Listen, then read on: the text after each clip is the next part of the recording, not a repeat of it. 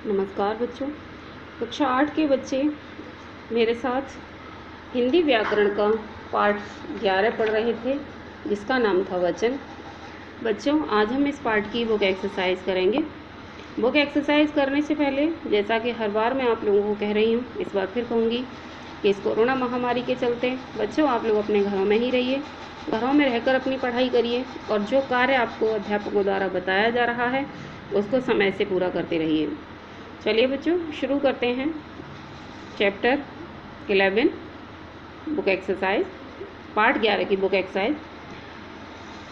प्रश्न नंबर 1 है, उपयुक्त विकल्प पर सही का निशान लगाएं।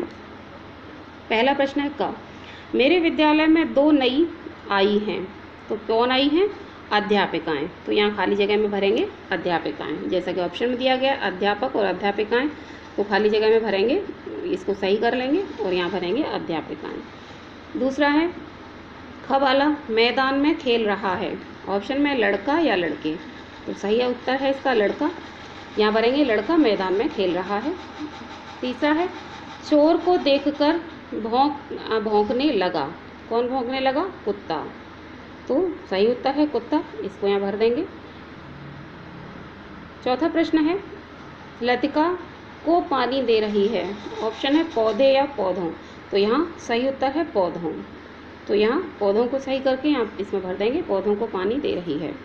अगला प्रश्न है बच्चों, प्रश्न नंबर 2, निम्नलिखित शब्दों के बहुवचन बनाइए। अब हमें इसके बहुवचन बनाने हैं। गाय का गायें, माता का माताएं, आँख का आँखें, बधू का बधुएं, सड़क का सड़कें, बुढ़िया का बुढ़ियाँ।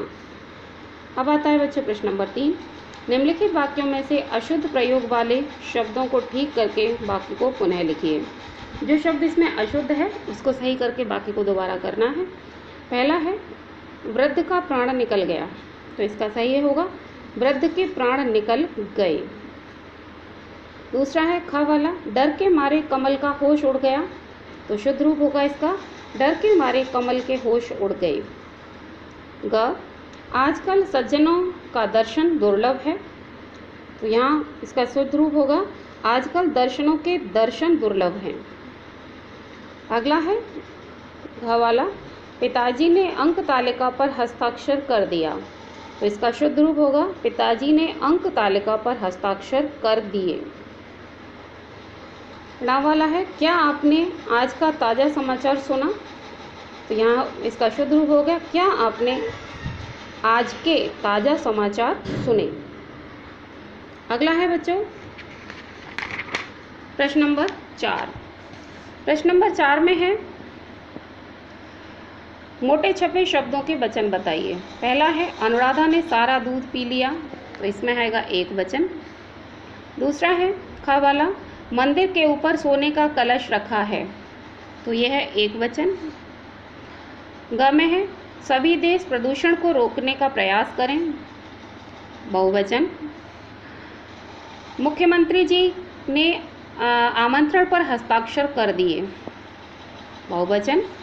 और अगला है गुरुजन आज विचार विमर्श करेंगे, ये भी बहुवचन है। अगला आता है बच्चों प्रश्नोत्तर। निम्नलिखित प्रश्नों के उत्तर लिखिए।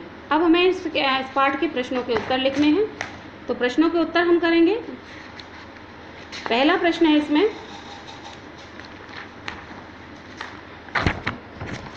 वचन किसे कहते हैं, तो इसका लिखेंगे। पहला प्रश्न वचन किसे कहते हैं, इसका उत्तर लिखेंगे। प्रश्न नंबर 1 का उत्तर, शब्द के जिस रूप से यह ज्ञात होता है कि वह एक के लिए प्रयुक्त हुआ है अथवा एक से अधिक के लिए, उसे वचन कहते हैं। दूसरा प्रश्न है बच्चों, वचन के कितने भेद होते हैं, उदाहरण सहित स्पष्ट करो, तो हम इसका लिखेंगे। प्रश्न नंबर खा का उत्तर है ये, हिंदी में वचन 2 होते हैं, एक वचन और बहुवचन।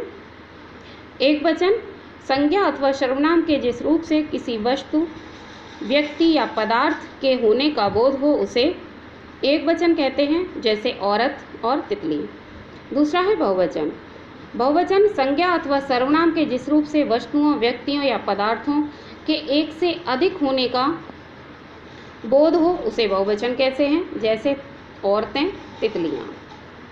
अगला है बच्चों प्रश्न नंबर ग, एकवचन के स्थान पर बहुवचन का प्रयोग किन किन स्थितियों में किया जाता है? तो इसका उत्तर लिखेंगे।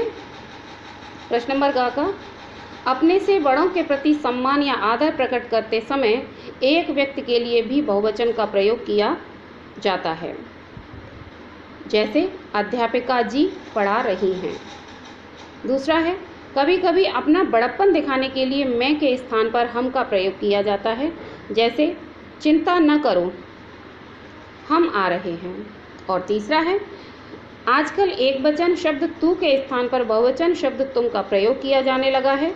जैसे राहुल तू कब आया के स्थान पर राहुल तुम कब आए। इस तरह से इस प्रश्न नंबर ग का उत्तर पूरा हो जाएगा। अगला है बच्चों प्रश्न नंबर घ। सदा बहुवचन में प्रयोग होने वाले या सदा बहुवचन में प्रयोग किए जाने वाले शब्दों के नाम लिखिए। तो प्रश्न नंबर घ का उत्तर हम लिखेंगे प्राण, आंसू, होश, दर्शन, समाचार, हस्ताक्षर आदि शब्द सदैव बहुवचन में प्रयोग किए जाते हैं। अगला है बच्चों प्रश्न नंबर 9। प्रश्न नंबर 9 में है वचन की पहचान किस किस आधार पर की जा सकती है। तो यहाँ हम लिखेंगे वचन की पहचान दो आधारों पर होती है, संज्ञा अथवा सर्वनाम के आधार पर। जैसे चिड़िया उड़ रही है या चिड़ियाँ उड़ रही हैं, मैं मेला देखने जाऊंगा या हम मेला देखने जाएंगे।